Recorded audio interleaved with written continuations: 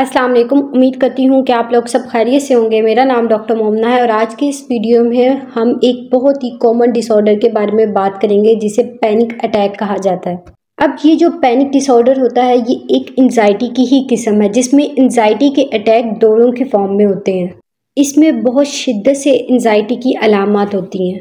तो ये दौरा कम से कम 20 से 30 मिनट तक रहता है, फिर उसके बाद चीज़ें बेहतर होना स्टार्ट हो जाती है, नॉर्मल रूटीन की तरफ आना शुरू हो जाती है।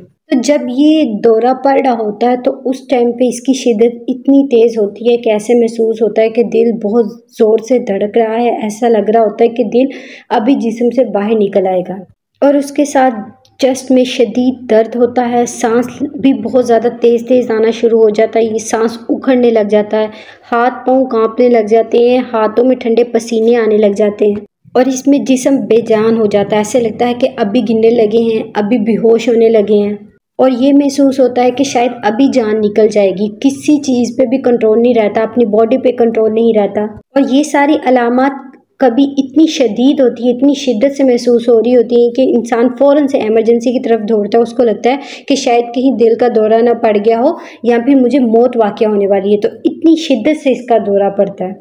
फिर जब आप हॉस्पिटल जाते हैं वहाँ पे डॉक्टर आपकी कंप्लीट हिस्ट्री लेते हैं, कुछ टेस्ट करवाते हैं और ईसीजी करवाते हैं जिसे दिल की पट्टी कहते हैं। उससे ये पता लग जाता है कि ये कोई दिल का मसला नहीं है, ये पैनिक अटैक्स हैं। जब कभी भी आपको एंजाइटी की अलामत शो हो या दौरे पड़ रहे हों तो उस टाइम पे उससे पहले आप बिल्कुल ठीक थे, यानी उस दौरे पड़ने से पहले आप बिल्कुल नॉर्मल थे और ये अटैक 20 से 30 मिनट तक रहा हो और उसके बाद ये खौफ रहे कि ये अटैक फिर दोबारा से कभी हो सकता है। और फिर इस खौफ की वजह से अगर आप हजूम में लोगों के साथ या सोशल गैदरिंग में जाना छोड़ दें या फिर बस में बैठना छोड़ दें या फिर गाड़ी ड्राइव करना छोड़ दें, इस खौफ के साथ कि ये पैनिक अटैक फिर दोबारा से हो सकता है। जब आप में अवॉइडेंस आना शुरू हो जाए और उसके साथ आप में खौफ रहना शुरू हो जाए कि ये अटैक फिर दोबारा से हो सकता है और अगर ये अटैक महीने से एक महीने में 1 से 2 से ज़्यादा दफ़ा आ जाए तो इसे फिर पैनिक डिसऑर्डर कहा जाता है।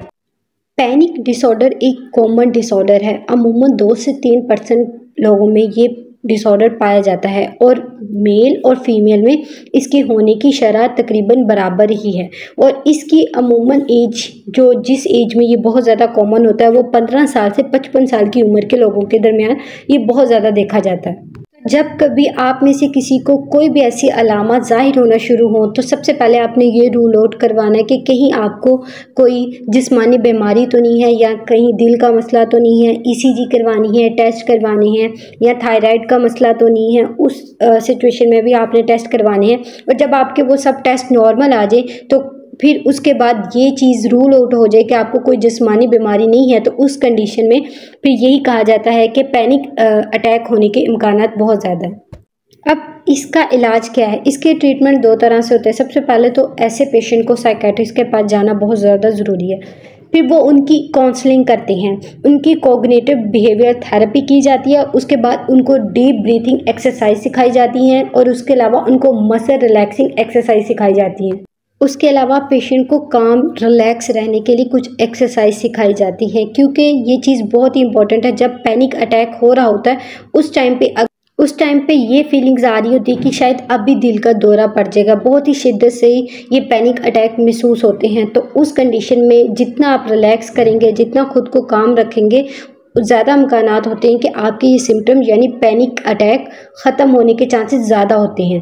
तो इसमें बहुत ज़्यादा ज़रूरी है कि आप खुद को काम रखें, खुद को रिलैक्स रखें और उस चीज़ के बारे में ज़्यादा ना सोचें जिसकी वजह से आपको अटैक्स हो रहे हैं। इस केस में पेशेंट की रीअश्योरेंस बहुत ज़्यादा ज़रूरी होती है क्योंकि ये अटैक्स उनको एंजाइटी की वजह से हो रहे होते हैं।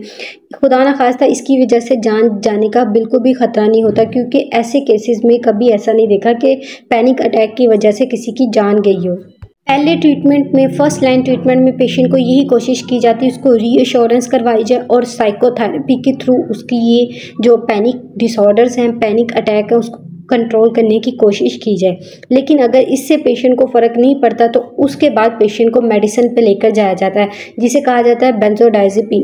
अब ये बेंजोडाइज़ेपिन क्या करती हैं, शॉर्ट टर्म के लिए, थोड़े टाइम के लिए आपको जो एंजाइटी है उससे रिलीव करवाती है लेकिन लॉन्ग टर्म पे इसका अफेक्ट नहीं होता।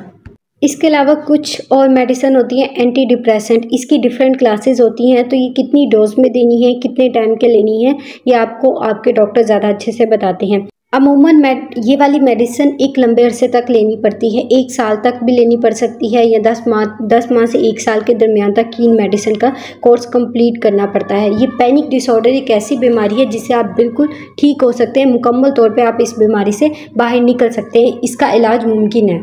उम्मीद करती हूँ कि पैनिक अटैक के हवाले से आज की ये वीडियो आपके लिए हेल्पफुल रही होगी। अगर आपका इस वीडियो से रिलेटेड कोई क्वेश्चन है तो आप मुझसे कमेंट सेक्शन में पूछ सकते हैं। मिलते हैं नेक्स्ट वीडियो में, तब तक के लिए अल्लाह हाफ़िज़।